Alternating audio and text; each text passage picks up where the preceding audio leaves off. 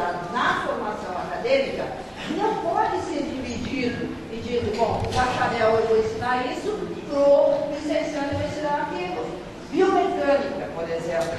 O que eu vou ensinar para o bacharel que o licenciado não deva saber? E por que defendem que biomecânica não deve ser conteúdo clássico a ser ensinado para um professor? O MEC vem para cima da gente e quando a gente oferece biomecânica na licenciatura, ele diz, olha, sua nota vai diminuir porque tu está oferecendo disciplina que não são da licenciatura, são do bacharelado. Quem disse isso dos professores?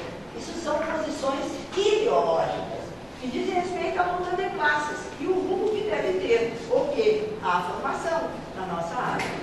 Portanto, aqui nessa matriz, ela vai mostrar para a gente o que tem de comum. E aí, nós temos aqui nessa sala uma professora da Universidade Federal de Santa Maria, que está participando da comissão hoje, que está alterando o currículo na perspectiva de uma licenciatura única, de caráter ampliado. Formou, vai poder atuar aonde for necessário atuar, sendo professor de educação física, trabalhando com a cultura corporal e trabalhando com aquilo que dá a característica histórica fundamental do nosso trabalho.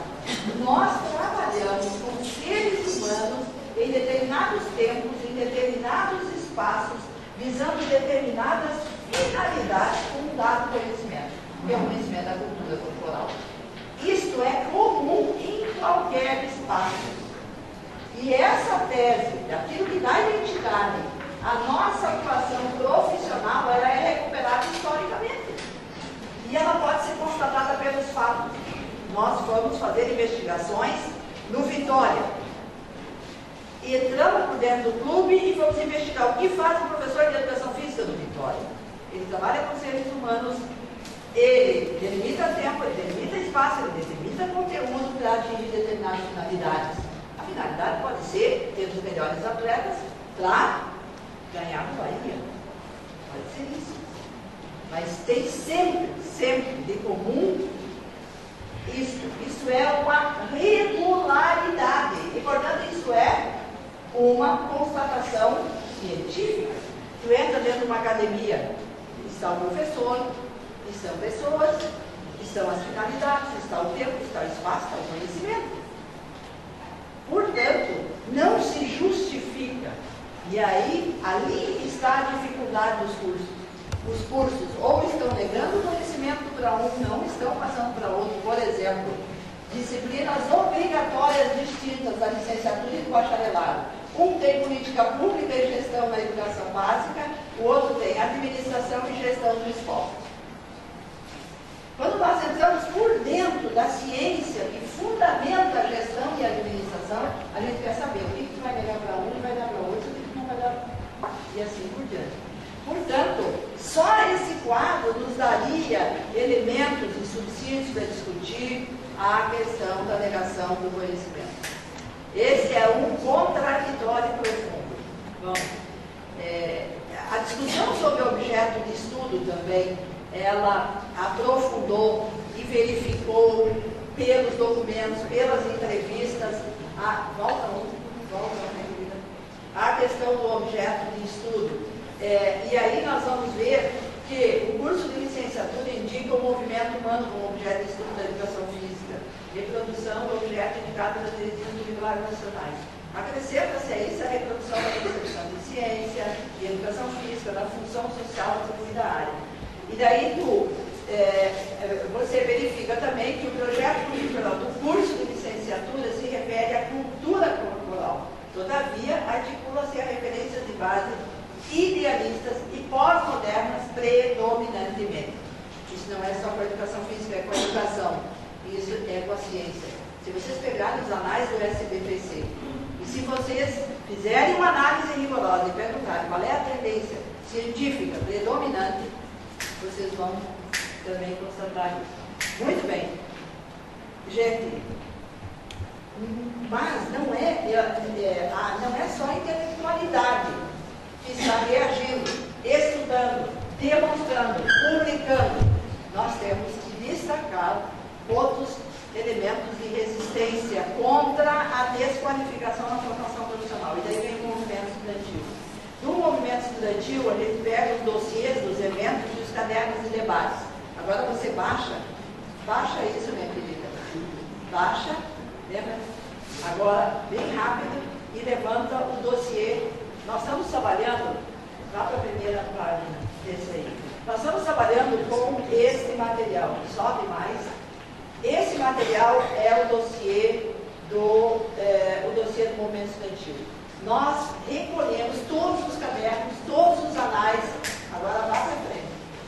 E nós verificamos que nos últimos 10 anos, quem tem dado o maior, pode subir, nos últimos 10 anos, se você pegar gestão por gestão do movimento estudantil, que foi que o movimento estudantil discutiu, vocês vão verificar que a partir do ano 2000, o movimento estudantil radicaliza a luta pelo socialismo, entra na formação profissional e termina defendendo em 2011, gente, são 11 anos que o movimento estudantil está lutando. Pelo quê? Licenciatura ampliada. E daí, este é um conteúdo histórico que não pode ser negado. E o movimento estudantil está agindo por dentro das coordenações de curso. E ele está dando rumo, como está dando rumo em Santa Maria, como está dando rumo em Porto Alegre. Pode perder nas instâncias, porque não é paritário o voto.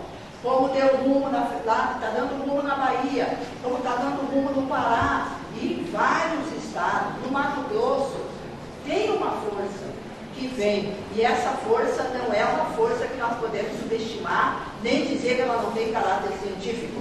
Ela, historicamente, produziu, apresentou e hoje defende, o que nos permite reconhecer novas diretrizes curriculares. Pode baixar esse, estou terminando, não deu sempre, para falar um terço, eu queria, mas, além disso, nós não podemos deixar de reconhecer o embate que está se travando no que diz respeito à formação e principalmente a atuação profissional com o MNCE, o Movimento Nacional contra a Regulamentação. Nós temos duas produções e aqui o grande embate que se dá no plano jurídico tem sido conduzido principalmente pelo Movimento Nacional contra a Regulamentação. E daí, o que defende o movimento? Fundamentalmente, é nesse sentido também que ele se posiciona, que defende o sistema de proteção do trabalho no Brasil. É isso que nós temos que defender, não o sistema CREF-CONFEC. Temos que defender o sistema de proteção ao trabalho. Isso aqui é uma história de anos e anos e anos de luta da classe trabalhadora, onde se firmou no nosso país um sistema nacional de proteção do trabalho. Isso é fundamental para nós compreendermos e podermos assim ter mais argumentos do porquê nós temos que defender a formação inicial unificada e não dividida. Bem, eu já falei um pouco e não vou trazer há dias. A Fernanda vai nos trazer o balanço da produção científica a partir dos periódicos, Colégio Brasileiro, a revista Movimento, a revista Nova Vivência, a revista Pensar a Paz. Aqui nós vamos encontrar um embate. E aqui nós vamos ver uma tendência ao quê? A posições contra a divisão, contra a fermentação. O balanço da produção do conhecimento a partir das dissertações e teses e o balanço a partir do Combrás. O que nós podemos dizer para vocês ainda é de que os grupos de pesquisa precisam se dedicar mais à formação, precisam se dedicar mais. Ainda é pequeno o volume, isso é uma indicação para o nosso colégio. Movimento de resistência, já falei. As posições do conselho, não vou entrar em detalhes, porque vocês estão sentindo na pele. Se vocês quiserem entrar a fundo para ver o que é, peguem o código de ética do conselho, e levantem a ética da classe trabalhadora ao longo da história, que vocês vão não vê o que é aquele absurdo. Eles se consideram os senhores que vão defender a sociedade. Bom, só essa formulação demonstra uma concepção de sociedade da qual nós temos que nos opor. Temos que nos opor. Isso beira no século XIV e XV, quando nós tínhamos senhores feudais que cuidavam de nós e diziam as coisas em nosso nome. Eu termino com a pergunta o que fazer. Ao colocar a pergunta o que fazer, recupero do ponto de vista conceitual o que é o trabalho pedagógico, o que é o trabalho com objeto cultura corporal, para levantar a nova tese. É uma síntese que é uma hipótese, porque ela está em construção, e essa hipótese diz respeito ao horizonte histórico, superação do modo de produção, transição para uma outra perspectiva de modo de produção e, articulado a isto, novas diretrizes curriculares. Poderia entrar em detalhe sobre o perfil, sobre a prática de ensino, sobre o estágio, sobre a estrutura curricular, carga horária, conteúdos, etc., a identidade profissional, mas o tempo não me permite isso, e, portanto, eu encerro dizendo que, assim como estou aqui hoje, por dentro do Colégio Brasileiro de Ciências e Esporte, defendendo uma produção coletiva de uma nova síntese para a formação dos professores de educação física, eu estarei em setembro junto com o Encontro Nacional dos Estudantes de Educação Física, já levando essa síntese que é fruto também da colaboração. Colaboração de intelectuais, colaboração do Movimento Nacional contra a Regulamentação, colaboração do Movimento Nacional contra a Regulamentação e enfim, uma contribuição do nosso coletivo. Como eu disse, o texto está nessa revista. Então, com isso eu encerro e passo a palavra para o Paulo. Vamos ouvir o Lino e daí vamos para o embate.